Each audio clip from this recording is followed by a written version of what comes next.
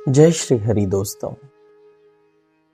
हमें कभी कभी जरूरत के समय प्रभु का बनकर नहीं रहना चाहिए, बल्कि हमें सदैव ही जीवन में प्रभु का बनकर रहना चाहिए।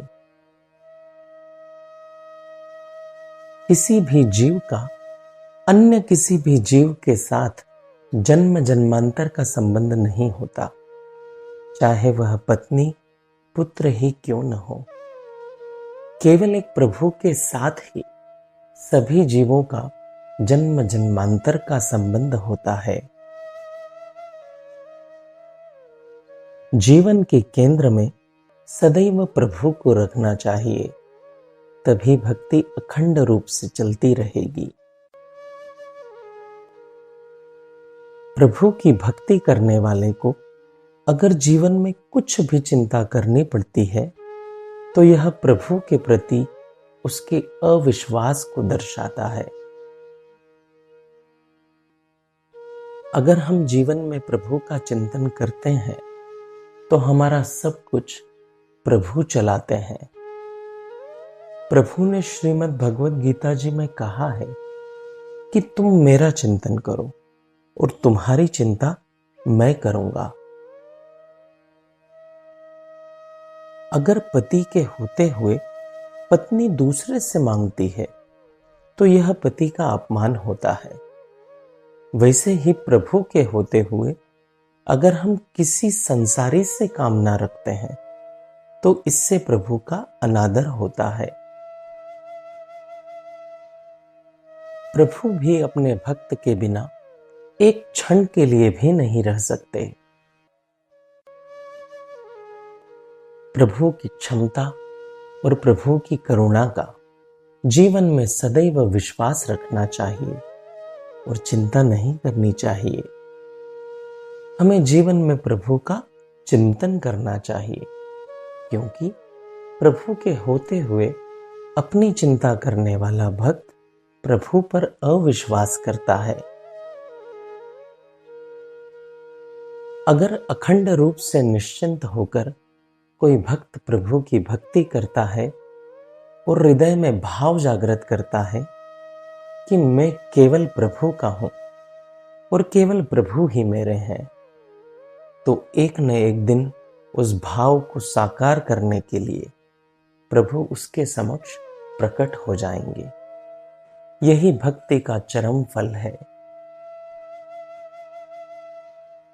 प्रभु को कहीं से प्रकट होने के लिए आना नहीं पड़ता, क्योंकि प्रभु तो हर जगह मौजूद हैं। वे तो भक्ति भाव से ही प्रकट होते हैं। जिस ठाकुर बाड़ी में बैठकर और जिस विग्रह के सामने हमने अपने जीवन भर भक्ति का साधन किया है, प्रभु अंत में हमारे जीवन को धन्य करने के लिए वहीं प्रकट होंगे।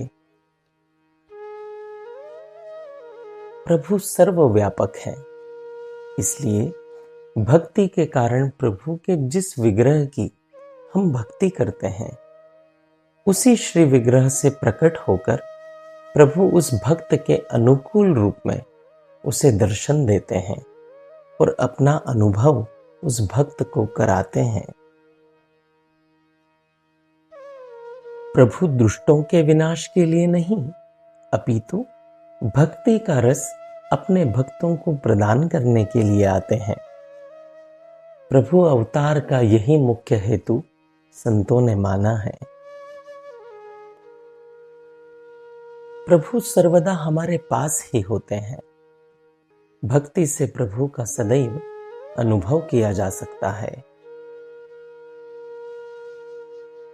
प्रभु को बाहर नहीं खोजें, प्रभु को अपने अंतःकरण में ही खोजें, क्योंकि प्रभु वहीं मिलेंगे।